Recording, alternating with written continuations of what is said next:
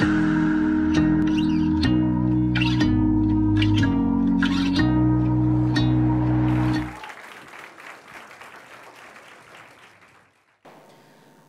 would like to ask you all to close your eyes for a moment and picture the United Arab Emirates. More specifically, the people and the society. Do you picture a community teeming with people from different nationalities and cultures just like I do? Well, open your eyes and look around. If we've all shared the same image, present here, we've actually got a miniature edition of that picture. Fascinating, isn't it? Now, just imagine if we were all to scream out the word book at the same time in our own languages. Wouldn't that be interesting music to our ears? Growing up in this country, I've been exposed to many different languages ever since I was young, so I would find it very interesting how the word kitab means the exact same as libro. A few years ago, when we were given the chance to choose our subjects, one thing's for sure was that I wanted to continue learning French, which is the foreign language I was currently studying. Looking back at all the grammar I buried myself into and the countless cartoons I watched to improve my skills, it was definitely an amazing experience. And I kid you not when I say that it has actually motivated me to take up another language on my own. Yes, you've heard that right. Back to square one I go. Now, why would I want to go back to the starting line of an entirely different language palette? Well, for me, each and every language is its own wonderful, incredible, and astounding blend of words. Thus, by learning a new language, I am slowly forming bridges across these intangible verbal barriers that exist in our modern society, and thus bringing myself closer to the global community. In other words, I think it is language that gives me, and all of you, the human touch. Okay, maybe that last part might have sounded very cliche given our theme, but it truly is more than some sort of exaggeration because even linguists and scientists have proved it to be true. With no other type of animal communication, can you tell your friend about the new shoes you bought from the mall sale last week and say that a calculator is a device that you use during your math exam, even if the word or its sound physically doesn't resemble the item itself? And have the different letters S-A-N-D-W-I-C-H be meaningless on their own, but suddenly gain meaning when combined to form a sandwich? Wow. That was a mouthful. I really hope you all are still with me after that. But nevertheless, this just comes to show that not only are we technically playing some sort of live-action Scrabble every day, but that human language works at a fascinating complexity that is yet to be found in other animals. So let's go back to when I said that every language is a blend of its own. However, that's not usually the case.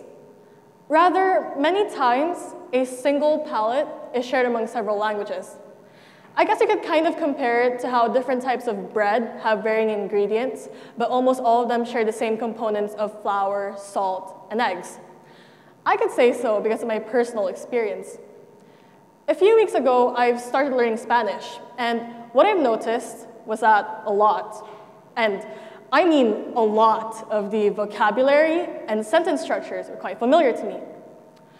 Although this is coming from someone who has studied French and whose mother tongue is Filipino, with the former having similar vocabulary such as camisa and chemise, which means shirt, and the latter even having some of the same terms, like trabajo, which means work. So for me, it's literally killing two birds with one stone. Fortunately, all three languages have similar lettering as opposed to a language with an entirely different script set like Greek. Still, it would take more than that to discourage me to learn it, and who knows, that might just be the language I'll tackle next. So having said that, if you come to think of it, this is practically how people in a modern community work, or rather, should work towards achieving. Yes, we may all have our differences, but in spite of that, we can always find something similar between each one of us that can link us together.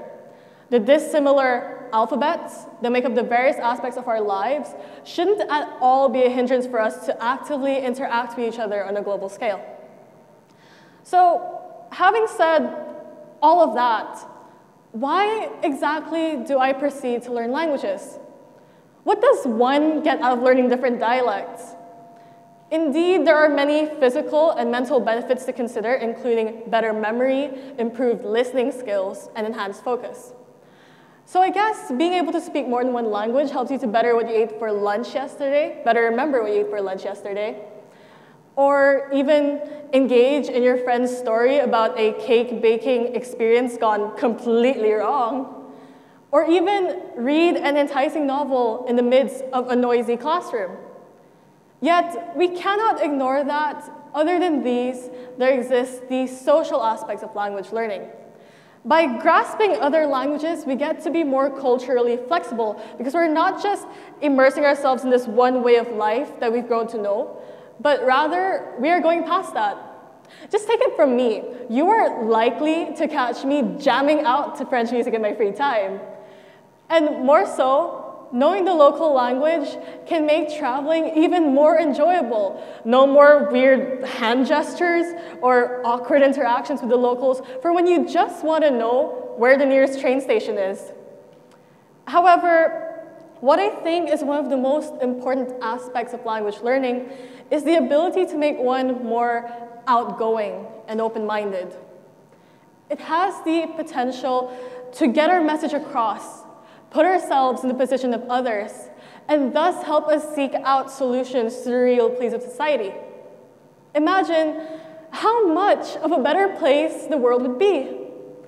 Certainly, all of that may seem idealistic to the general eye, but hear me out when I say that I believe in the ability that language can truly bring about radical change. For as philosopher Paulo Freire had once said, reading the word and knowing how to write the word so one can later read it are preceded by learning how to write the world.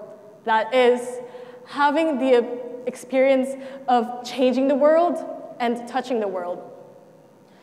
So now that you know my story, I, therefore, would like to ask you, all of you, to consider taking up the challenge of learning a new language. How, you may ask? Well, it's simple. Pick up some foreign literature. Open your ears to new sounds and music, or even go out into the world and converse with all sorts of people. Just know that regardless of the language you choose, the way you decide to learn it, and how well you grasp it as time passes, what matters is that you connect and communicate. For even the smallest word out there could potentially bring about a positive global difference. Thank you.